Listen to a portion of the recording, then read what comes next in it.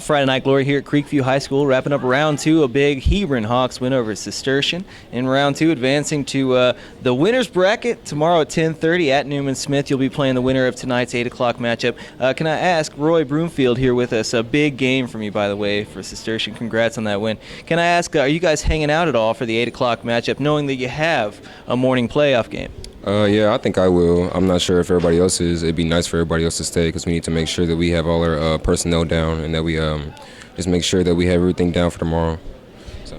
You had an outstanding defensive matchup. Obviously, you were very impressive offensively the last two games, and defensively, you creating turnovers, playing both ends of the floor. Can I just ask, is that part of your game to just come on and turn up the volume for this team? What do you figure is your role for this team? An energizer. I know I like to get the crowd involved. I love the crowd. So, I love making big plays for the team. I love all that stuff. So if there's any way that I can help the team, whether it's getting on the floor, playing hard D, I do what I can do. Nearly a 30-point win over Cistercian this evening. Can I ask, going into what might be a really tough matchup between either Horn or Creekview tomorrow morning, do you take this with a grain of salt? A 28-point victory.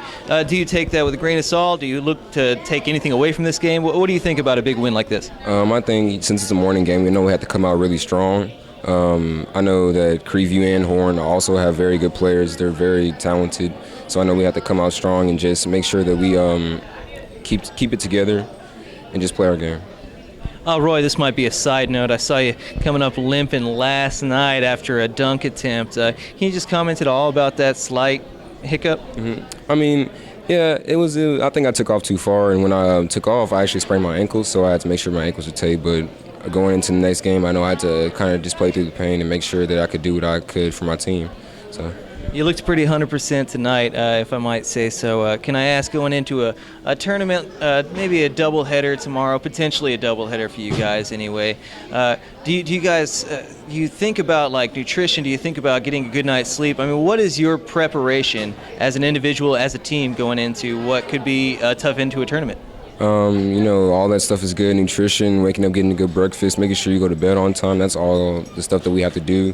I know that it's kind of cool to go out and party on a Friday night, but, it's what we have to do in order to make sure that we get the dub. So.